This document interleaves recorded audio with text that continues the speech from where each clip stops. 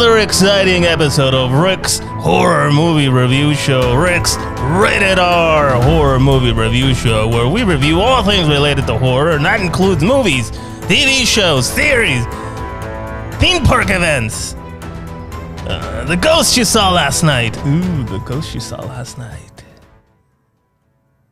You know, around here we like ghosts, demonic possessions, the occult. What's the Catholic Church hiding in those archives? I don't know. What do they know? I want to find out. Today's episode is sponsored by... No sponsored again today. We don't have a sponsor? Oh, jeez, we should really get a sponsor. Yeah, well, why don't you work on getting us a sponsor? All right, I mean, I don't think that's how it works. I think you just gotta... They gotta contact you or something. I don't know much about sponsoring.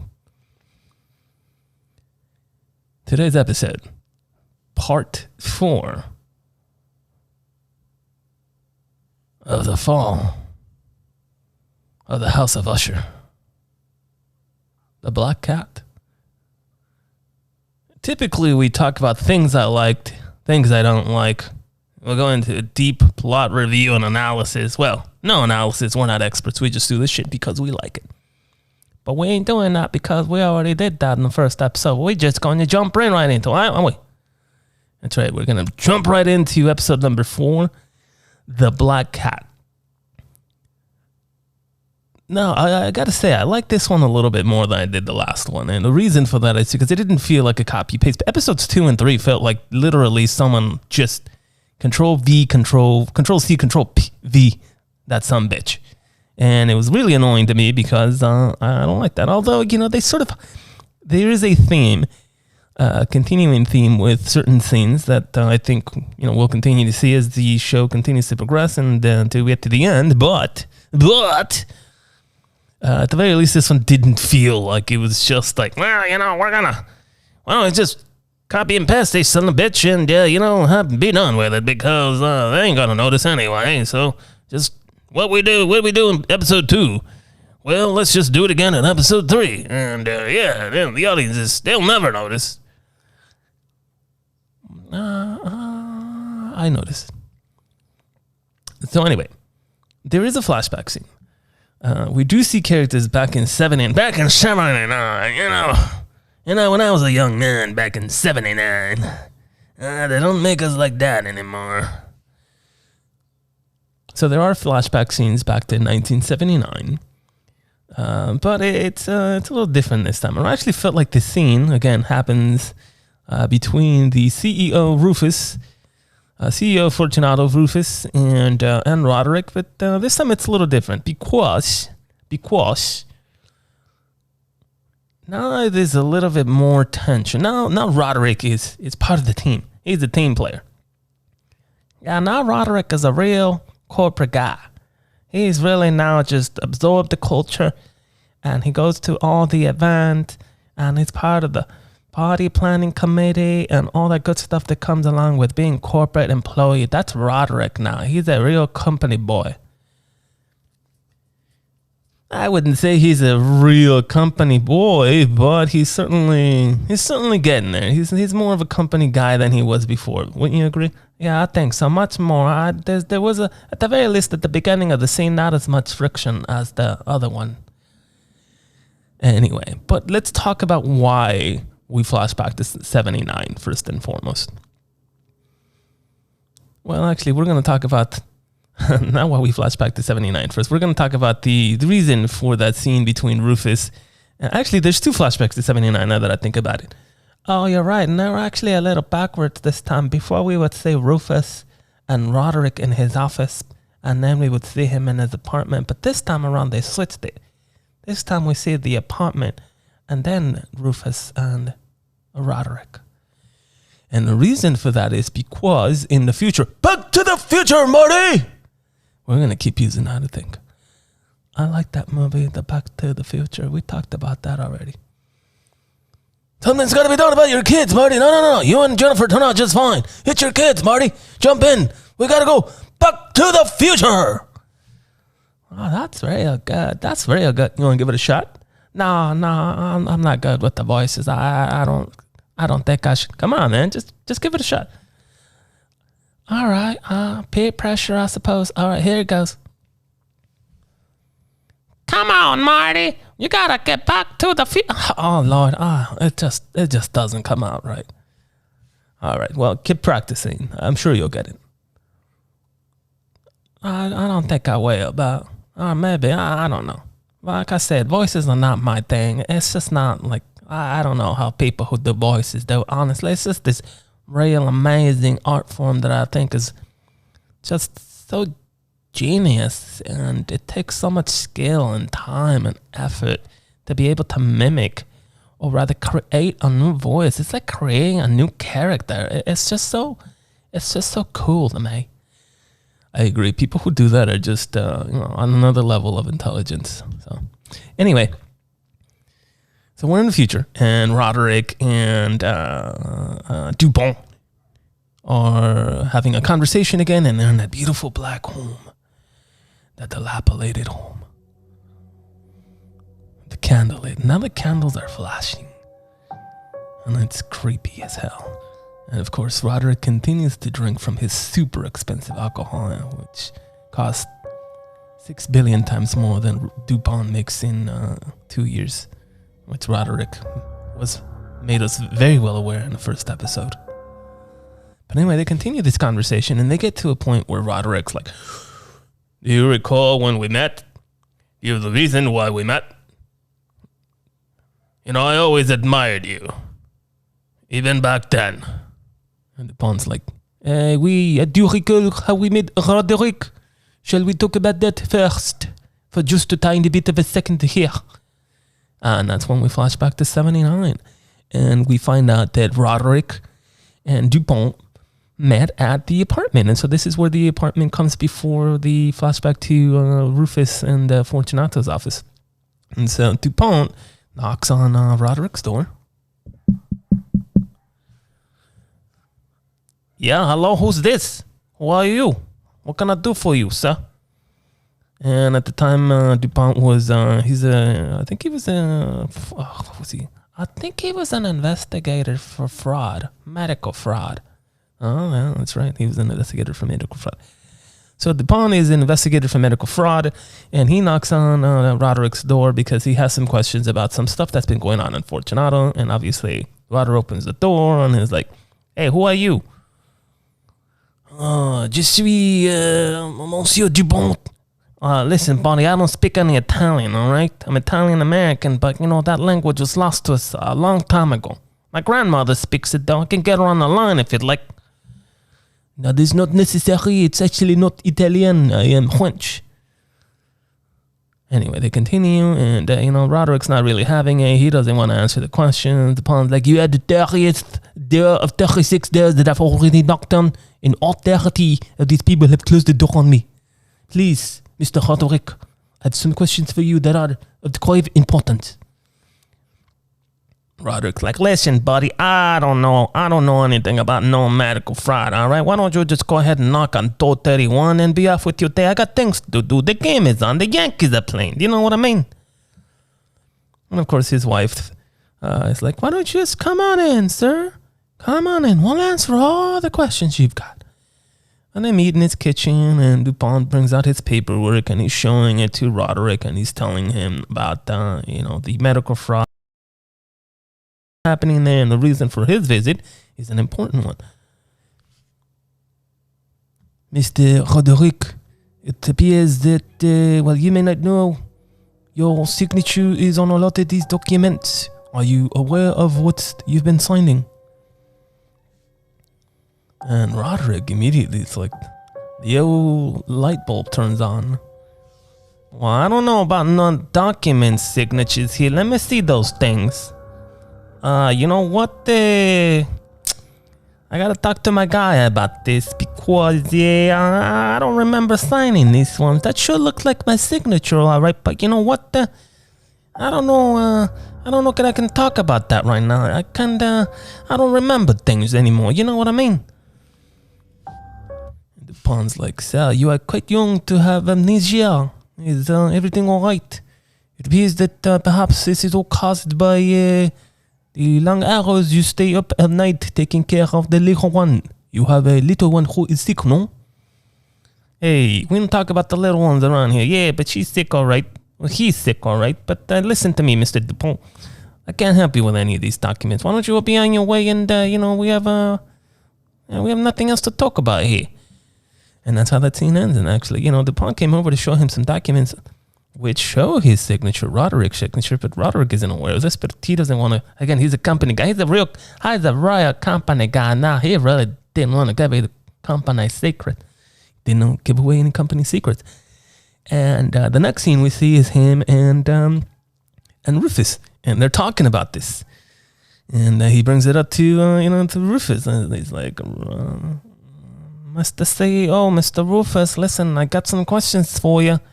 This fellow Dupont, he came over with some documents and they got my signature on it. I saw some things, sir. But here's the problem. I don't remember signing no documents like this. Capiche? And Rufus is like, well, let me grab a cigarette here before I go on. Just a second here, I light up.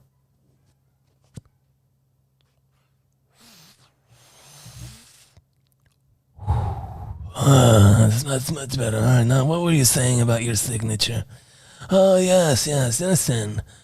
Listen here, Roddy. I call you Roddy. Right? You're a smart guy, Roddy. Here's what's gonna happen. Let me take another puff here. Here's what's gonna happen, Roddy. You're a company guy, right? You want to keep moving up in this company, then, you got to be a team player. You see the car that I drive? It's a Ferrari. Enzo Ferrari. Rosso. 308 horsepower V8. 0 to 60 in 8 seconds. It's not an ordinary car. It's an extraordinary car for an extraordinary person. You know what I mean, Roddy? Now, I can see you driving one of these bad boys soon enough.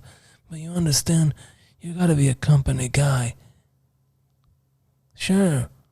And maybe your signature, maybe you don't remember. Maybe it's an accounting error. Let me take a puff of my smoking. 1 second, Roddy. Oh, yeah, that's much better. Roddy, let's say again. I can see you driving one of these bad boys, Roddy. I really can. And one more. Oh, that's the stuff. Oh, I love nicotine. Oh, it's so good for you. Oh, so good. Doctor recommended. Anyway, I can also see you having any house that you want. Absolutely any house. You want to make a statement. You drive a Ferrari. You buy any house you want. But you got to be a company guy, Roddy. Now, we'll look into this accounting there. You're a smart guy, right, Roddy? You're a company guy, right? Am I right about that, Roddy? One more.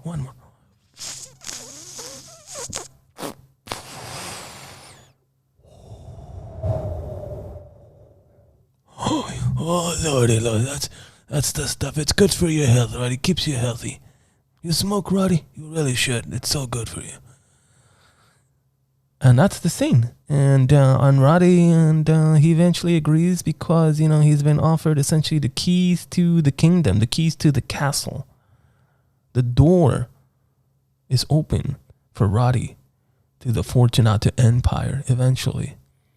And then we flash back to another scene, or rather one more scene in the apartment where Madeline tells him, now, Roddy, this is ours. Our father, Longfellow, he built this empire. And unfortunately, you just kind of have to sit there and take it. You have to eat that shit. You have to. Because it's in our best interest. Eventually, Roddy, you will take over that empire. and you'll become our empire. But for now, as much shit as they're piling on your plate, you're gonna eat it and you're gonna enjoy it. But at the same time, you're gonna keep feeding this shit to Dupont. And Dupont's gonna know about all the happenings there. But that's how you get to the top of the empire, baby. So don't you worry. We're gonna do this together. That's pretty accurate. That's exactly, I think, what she said.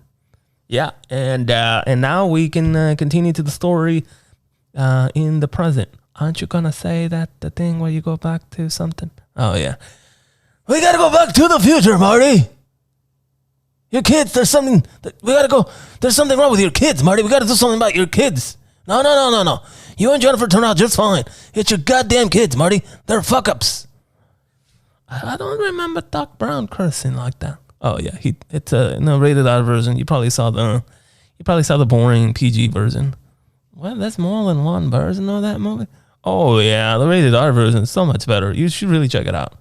Okay, I gotta look for that, I guess. Oh yeah, it's just Doc Brown, rated R Doc Brown. It's just like the night and day differences between regular old Doc Brown. And rated R Doc Brown is like, Marty, these sons of bitches.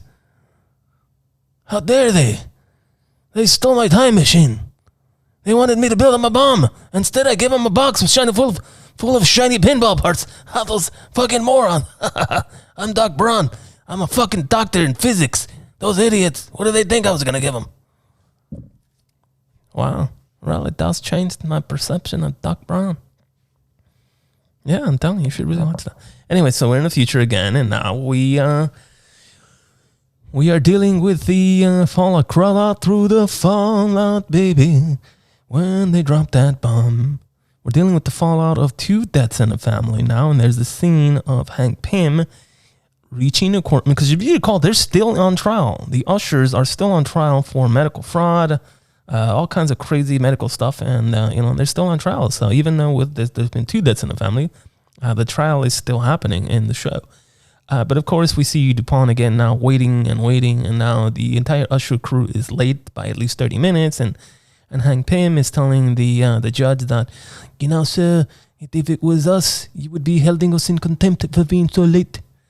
But the judge seems to be really, really kind and sort of, it happens. And again, with the rich people getting away with murders, they got the judge in their pocket, they got the politician in their pocket, they got the police officers in their pocket. They got everybody in their pocket. Yeah, he's definitely showing some leniency towards the Ushers. And then Hank Pym walks in and explains that there's been another death. Camille has died.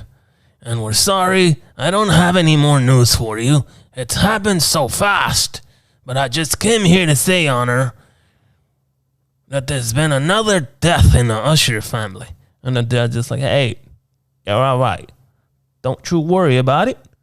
Just go do your thing, and then, we'll just reconvene on Monday, and, you'll be all right. You're all right. Thank you, Your Honor. I appreciate it. And they're still on trial, and that's just sort of the quick scene that alludes to them continuing to be on trial. But now they're trying to figure out who killed Camille. How did Camille die? And they know that Camille was killed at the Rue Morgue, which is where the monkeys. That's right. I was going to say chimpanzees. Chimpanzees is a much more accurate term. I think you're right on that one. Thank you. Where the chimpanzees are being experimented on, and they have the heart mesh, but unfortunately they're pumped full of adrenaline, and they killed Camille, as we saw in the last episode. So Roderick is trying to figure out what happened. Why is she there? Why was Camille? What is Camille doing at the Rue? Vic, tell me. What's going on here, Victorine? And Roderick is examining footage and, stands in front of this security footage and and he says, there's Camille. But who's this security guard? You over there. Enhance the image at once. Presently, I demand I'm the commanding officer. You must do this. And it's like, what the fuck are you talking about, Rod? Dad, you can't enhance. Fuck, you think this is CSI? And CSI, have you ever seen those CSI shit? Oh, I love CSI. I love the first one. It was so much fun. I saw the first one too with, I don't remember his name, but Peterson? Yeah, Peterson. And you know how they always, he was playing that sort of role where there's footage of potentially a crime being committed and the experts, the CSI experts can enhance an image, right? And so he stands in front of it, clearly having seen way too much CSI in his life. And I love this because this is clearly somebody making fun of, that shit that happens in those shows where it's like, enhance. And you really can't do that, can you? I don't think so. I think when you zoom in on an image, it actually loses fidelity. Would you like to get into the technical reasons as to why that happened? I don't think that's relevant to this conversation. I think having said that when you enhance or whether when you zoom in on an image, it loses fidelity and resolution, I think that's more than enough. All right. Well, I mean, I have the math written down. I was ready for this episode and everything. I don't think we need to talk about the math in this episode. Maybe another one. We'll do the math of CSI. Okay. I like that. Cool. So anyway, he stands there and enhance, and somebody tells him that they can't actually do that, obviously. And now again, they're game planning as to exactly how this kind of stuff is going to be. I actually have one thing I wanted to mention was also there's this parallel between how he's handling these deaths and the way that he was told to handle the information back in 79 of him having not signed and having his signature forged. Rufus is like, I'm the commanding officer and we're at war. The only thing I want to hear from you, soldier, is... Hold on a second. Oh, Lord, that's good. The only thing I want to hear from you is, sir, yes, sir. Do we understand each other, Roddy? Roddy's like, sir, yes, sir. Absolutely. You got it. And now he's paralleling that when... paralleling, is that a word? I don't think paralleling is a word. I think you can say he's trying to parallel or paralleled. So he paralleled, or he copied, he parroted. How's that? Oh, parroted. Parroted works. He said exactly the same thing Rufus told him on that day when his signature was forged to his family as they're all dealing with the crisis and they all have some idea of what to do. And Leah's going over there. It's like, I don't know, bro. I mean, it can't be Camille. It just can't be true. It just couldn't be. I just spoke with her. We just had drugs the other day. It's unbelievable. It was beautiful. We're both so high. I couldn't believe it, but she was there and I was there and we're just getting so high. It was gorgeous. It was lovely, love. And Roderick's like, we are at war. We are at war. And I am the commanding officer, and the only goddamn thing I want to hear from you is, sir, yes, sir. Do we have an understanding? And Roderick chimes in a rather funny scene with, sir, yes, sir. Like he's such a funny, in a very non-confident kind of way, heir to the throne, sort of prince, very princey. The prince wasn't ready. Just sort of really cuddled, and his life has always been easy, and now he's expected to take over the empire, but he doesn't have the personality that the other ones do. The other ones are killers, and this guy, he's more of a lover. He's a lover. Frederick is a lover. Yeah, he's kind of a, I don't want to call him weak or anything, but he's definitely not out there like the other ones. The other ones are out there. One's a very, very, very loud personalities. But Frederick just kind of isn't that way. He's much more quiet. Yep, agree. So anyway, Leo is dealing with the fallout of the death of his probably favorite sister. When you say, I think so. I think Camille was his favorite sibling, not just his favorite sister. Considering there's only, actually there's two more sisters. I forgot about the redhead one. Yeah, so I think Camille was his favorite sibling, and he's dealing now with the fallout. He's dealing with. I don't think he felt Perry's death as much as I don't think anybody's really mourned Perry very much, to be honest. Right? No, I don't really think anybody in the show liked Perry either. I mean, I don't think the audience liked Perry, but I don't think anybody liked Perry in the family either. He just wasn't he was just a real dumb guy. I mean, actually, he wasn't a dumb guy. He was just really stupid. Do you know what I mean? Am I making myself clear? Yeah, you're perfectly good. You know, he's a 25-year-old moron is what you're saying. Yeah, I kind of like that. So anyway, everybody's mourning Camille, especially Leo. And Leo is, he's on a drug binge. He's just binging drugs like he's never binged before. So much so that his boyfriend Julius, or his partner Julius, even notices this, and it's like, Leo, typically you kind of keep it cool with the drugs, but lately you've just been off your game, babe. And, I really think that maybe you should cool off on the drugs. I care about you. You know what I mean? And Leo's like, don't you dare talk about the drugs, Jules. Don't you dare talk about the drugs. The more drugs, that's what I do with my free time. And the drugs are just kind of the thing that I'll do. And anyway, we continue with the remainder of the story. Roderick now has this confrontation with Victorine about why Camille was in her lab. Roderick wants to know what she's doing, and he confronts her about her being the mole. Camille, are you the goddamn mole? Is it you? Are you the rat in this family? I must know. What's Camille doing in your laboratory? Did she find something out about you that you're not telling me? Is my money going snake eyes again? Because if it is, I'll pull that out. And I'll invest in Leo's stupid gaming company.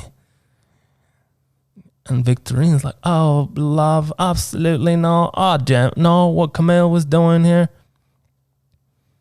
But I can assure you, the hot mesh, it's lovely. It just works. We actually, as a matter of fact, we're actually moving into human trials, Father. Did you know that? No, you didn't, because we never talk. I'm not your favorite daughter. I understand that. Well, what did you just say? We're going into human trials? Wow, this is news. This is good news, Victorine. I love it. And of course, Victorine is talking about Verna being the new candidate for the heart mesh. And, then there's a scene of Victorine explaining to Verna all the things that are going to happen and what the heart mesh actually does and how it... You want to explain this? You're a tech guy.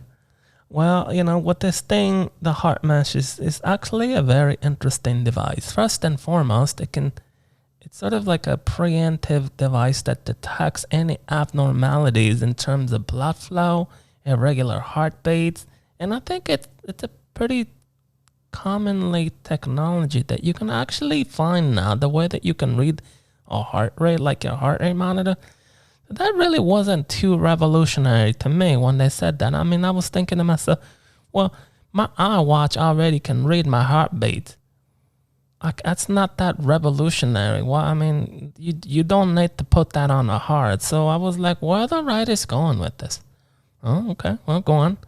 Well, but then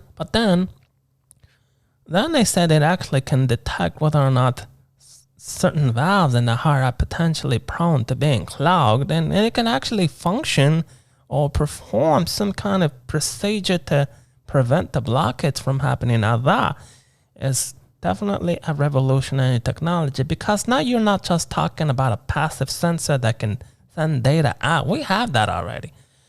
You are actually talking about a electromechanical device that is actively preventing blockages. Well, I mean, that's like essentially having a heart surgeon always attached to your heart and ready to perform surgery either before it's needed or even in the case of potentially a heart attack. Now that's an interesting device. I don't think we have that for sure. What an explanation. I appreciate that. But that's what he's looking for, obviously, because he has Carousel and he needs that kind of device implanted. And speaking of Carousel, he reveals to Madeline, his sister, Roderick does, that he has diagnosis, which was very similar to his mother. And not much else there. They game plan as they always do. Well, you just need that heart mesh. That's right. I'll have the heart mesh, and I'll have medication, and on the outside it's 5 years, but we'll attack it the way we always attack things. Anyway, they continue on from the scene. We now see Leo starting to have more hallucinations and more visions, and he's the cat is the cat that actually I forgot you didn't mention the black cat. The episode's about the black cat. You didn't mention the black cat. You're right. I'm so terrible.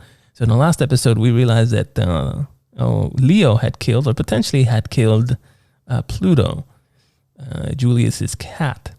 And in this episode, we go to a scene where Verna, who's posing now as an animal shelter caretaker, is telling Julius about all the cats that are potentially available. And of course, he chooses the one she says that he shouldn't choose, and takes it home. Now, he chose this cat because it's identical to Pluto. I mean, physically, it looks like him. It looks like Pluto. His eyes. Actually, I don't know that they revealed Pluto's gender, did they? I don't think they did.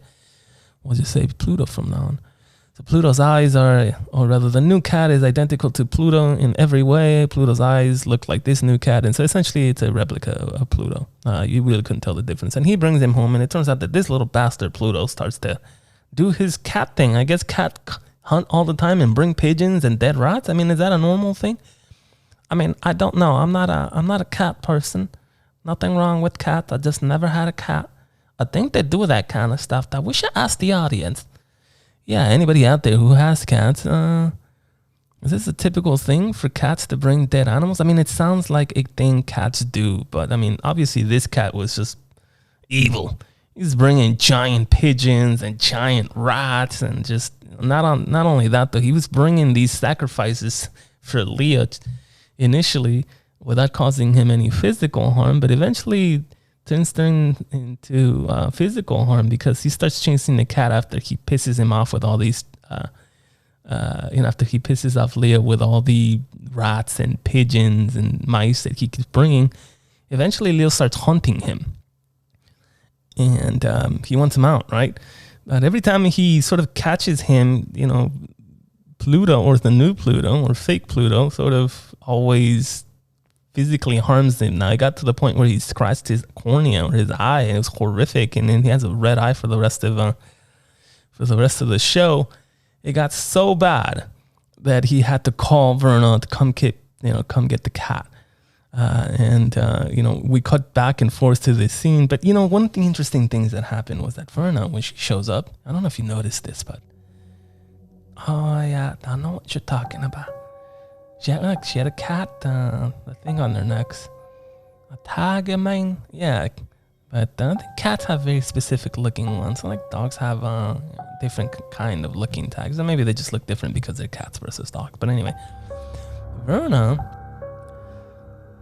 almost resembling a Catwoman from the Batman movies in terms of haircuts and her movements, and again wearing this cat necklace. And you saw this at the shelter, but it doesn't really stand out as odd or anything like that. Plenty of people do that kind of stuff. It's not weird. But now she shows up and she starts prancing around almost like a cat, mimicking this new Pluto's moves, and she's looking for the cat, right? Yeah. And that continues for a while. They're looking for the cat, and she finally tells him, "Cat's in the walls. The cat's in the walls." And this goes on, and then we move over to another scene where now, do you remember this part where Tamerlane? Oh, yeah, Tamerlane. Tamerlane is now singing, or she's doing her, aerobics as she's working, and she sees Bill, who is like this YouTube's, what is it called? A fitness influencer. That's the term. So he's a fitness influencer, and he sees the woman who they brought in for her fetish last time around in the background of these videos, and confronts him about it. And Bill's like, "Well, I didn't see her there. What do you want me to do? I wasn't aware that she was in the background. I'm sorry, babe. I'm sorry." There's nothing I could do if I don't remember seeing her there. I swear to you, I promise. And Tamerlane's like,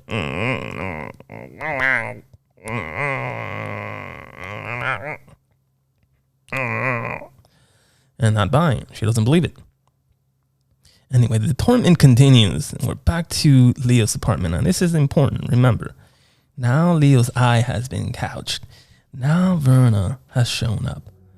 And now the interesting thing that happens is as Leo finally gets a hold of the cat after all of the rummaging through the apartment. And by the way, I want to pause here real quick and say that there was a scene of Leo on his computer, and he's definitely playing on a Windows-based machine. Thank you to the writers of the show for using the appropriate operating system. But more importantly than that, a gaming mogul. And what was he playing? Do you remember that? He was playing Cyberpunk 2077. That's right. He was playing a real game, an amazing game, Cyberpunk 2077, a game which I've played. I love that game. And Leo's apartment, by the way, let's go back before we start talking about the trashing. This guy has Mjolnir. Do you remember Mjolnir? Oh, Thor's hammer, Mjolnir. He has Han Solo's blaster. He has Star Wars books on his shelves. I mean, this is clearly a guy whoever wrote this guy's apartment clearly knows their stuff. The only thing I was missing personally is the Starship Enterprise. Oh, I love me some Star Trek. He definitely needed an Enterprise. But other than that, the artwork was on point. The little trinkets. You call them trinkets? I mean, you can call them trinkets or decoration. Mjolnir's hammer, Han Solo's blaster, Star Wars books. There's a Japanese sword, samurai sword, which I'm not too much into. But oh yeah, it's definitely a samurai sword. It was red, wasn't it? It must be somebody's important. I don't know much about that, but it definitely didn't seem like a standard run-of-the-mill mall samurai sword. Anyway, we move forward to the trashing of this unfortunate, the unfortunate trashing of Leo's beautiful gaming-inspired apartment. Very realistic, great computer setup, 3 screens. And he's now hunting the new Pluto. And Verna's now disappeared. And so this guy, Leo's just fucking bravo, kill you. Come at me, brub. And he grabs Mjolnir and smashes the walls. Where the fuck are you? You bloody cunt. I'll get you. And smashes more walls. I'll find you now. You can't hide from me. I'll get you. In fact, I don't even care if I trash this hammer. I'll just call Hemsworth. He'll send me another one autographed. Do you know Chris Hemsworth? He's Thor. What are you, Catwoman? You're Cat. Who's your favorite superhero? I bet it's Spider-Man, isn't it? Oh, lord. It's Spider-Man. Anyway, continues trashing the apartment. And eventually he hits the wall. Actually, no. He grabs the cat and chokes it and damages it. And, gouges out an eye.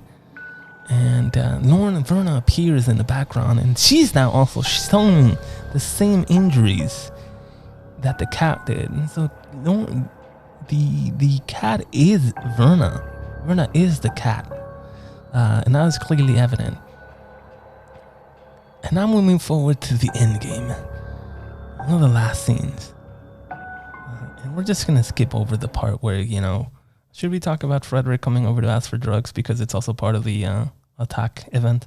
Well, I mean, Frederick comes over to score some drugs because, he's been struggling with the whole phone being part of his wife's belongings. And I mean, I guess you can gloss over that a little bit. Yeah, Frederick comes over with his cell phone that, his wife used to go to the event, and they found it on him or on her, and he's been trying to get into the phone. He comes over to score some drugs, and obviously the battle between Leo and the cat is raging on, and he just bolts out with the phone. He's doing everything he can to get a hold of, to get inside the phone. I tried going to the hospital and using his wife's, it's kind of funny. Trying going to the hospital and using his wife's fingerprint. Obviously that didn't work. And he's high as fuck right now, right? Oh, he's super high. He's on coke. And he tried using... Actually, maybe we should talk about this. The fighting keeps going back and forth. So the fighting rages on in another scene as Frederick is now in a hospital. Leo is continuing to destroy his apartment, gouging out the cat's eye. And as this is going on, Frederick goes to the hospital to see his wife, and is trying to get this phone unlocked. Grabs her finger, disconnects her from her monitors, and grabs her finger and puts it on the phone. And of course, this isn't going to work because we know what the password is. It's 6669999. Perry gave it to them. So the password isn't going to, or rather, the only thing that's going to work is the password, but the character doesn't know this. Then he tries removing his wife's bandages, and he's like removing, the stuff that is on her, and is pointing the finger at her face, and it's just, it looks disgusting.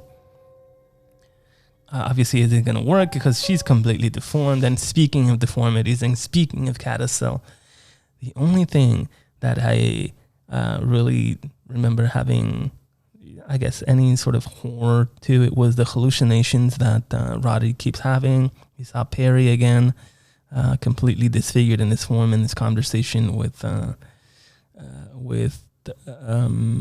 Dupont. And now the end game, finally.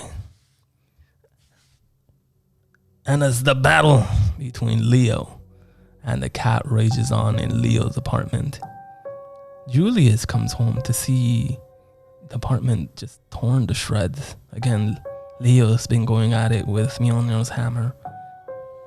Where are you? You bloody something bitch. I'll kill you when I find you. I swear I will. I'll bloody kill you and I'll bloody gut you. I'll eat your guts. I'll do some coke and then I'll eat your guts. And then more coke and then more guts. How you like that? You bloody bastard. And Julie's just like, what the hell are you doing? There's no cat anywhere to be seen, but Leo sees now the cat haunting him on his the cat is outside and he lives in an apartment, and it's standing over the ledge, or rather on the side of, Jesus Christ, what the hell is this thing called on the exterior? I think the word is balcony. Oh, thank you. So the cat is now on the balcony, and Leo catches a glimpse of him and is like, you bastard, I've got you now, don't I? Don't you move, here comes Mia now. And he takes a giant swing at Pluto. But of course, here's the swing. Swing and a miss by Leo, and that's strike 3. He is now gone over the balcony and into the sidewalk. Oh, Lord Almighty, that's strike 3, and he's definitely out of here. Falls to his death. And that's the end of this episode. Not the scariest, certainly, but definitely, I think, much more entertaining than the last episode. So what we're going to do here now is we're going to give this episode a rating. I think this episode, even though it wasn't scary, it's part of a scary show. Just give it a rating already. All right, I'm going to give this one a 7 out of 10. I liked it. I don't think it was the greatest thing ever. What do you think? I think a 7 out of 10 is fair, considering there wasn't much scary stuff in there. Yeah, me too. But hey, I think we're halfway through the Fall of the House of Usher, episode 4 in the books. And now waiting for 5, 6, 7, and 8. The last one being the Raven. If you're still here, we really appreciate you listening and being part of this show. Leave a comment. Tell us if you liked this review or if you didn't. Both of them work. We appreciate your interacting with us. Until next time on Rick's Rated R Horror Movie Review Show. Bye.